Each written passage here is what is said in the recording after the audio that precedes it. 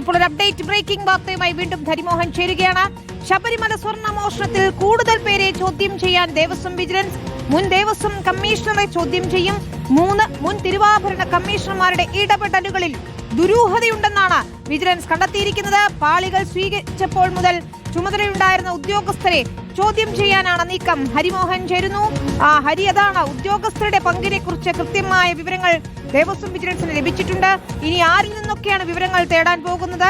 ദേവസ്വം മുൻ കമ്മീഷണറെ ചോദ്യം ചെയ്യുമെന്ന് അറിയുന്നു. തിരുവാഭരണ കമ്മീഷണർമാരുടെ ഒക്കെ ഇടപെടലുകളിൽ ദുരൂഹതയുണ്ട് എന്നതാണ് നിഗമനമല്ലേ?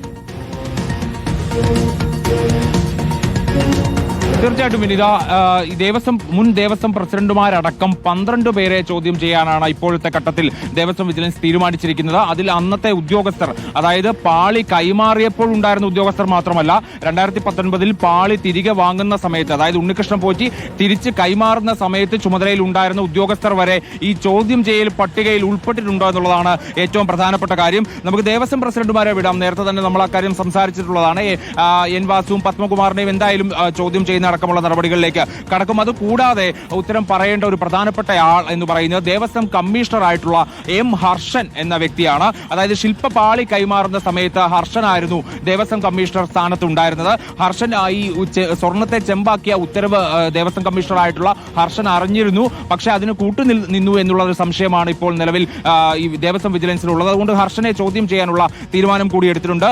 മറ്റൊന്ന്, നേരത്തെ നമ്മൾ പറഞ്ഞിരുന്നു, തിരുവാഭരണം കമ്മീഷണർ ആയിട്ടുള്ള കെ എസ് ബൈജു ഇതൊക്കെ അറിഞ്ഞിരുന്നെങ്കിലും ആ സംഭവ സ്ഥലത്തുണ്ടായിരുന്നില്ല എന്നതടക്കമുള്ള ചില പ്രശ്നങ്ങൾ, മഹസറിൽ ഒപ്പിട്ടിട്ടില്ല എന്നതടക്കമുള്ള ചില കാര്യങ്ങൾ ഈ ദേവസ്വം വിജിലൻസിന്റെ കണ്ടെത്തലുണ്ടായിരുന്നു. അതുകൊണ്ട് ബൈജുവിനെ ചോദ്യം ചെയ്യാനുള്ള നടപടികളിലേക്ക് കൂടി കടക്കും. മറ്റൊന്ന്, ശില്പപാളി സ്വീകരിച്ചത്, അതായത് ഈ ദ്വാരപാലക ശില്പപാളി കൊടുക്കുന്ന സമയത്തല്ല, തിരികെ വാങ്ങുന്ന സമയത്തുള്ള ആ ഉദ്യോഗസ്ഥർ ഇത് തിരികെ വാങ്ങുന്ന സമയത്ത് ഇതിന്റെ കൃത്യമായ അളവ് തൂക്കങ്ങൾ രേഖപ്പെടുത്തിയിട്ടില്ല, അല്ലെങ്കിൽ അത് നോക്കിയിട്ടില്ല എന്നുള്ളതാണ് ഗുരുതരമായ ഒരു പ്രശ്നമായിട്ട് ദേവസ്വം വിജിലൻസ് കണ്ടെത്തിയിരിക്കുന്നത്.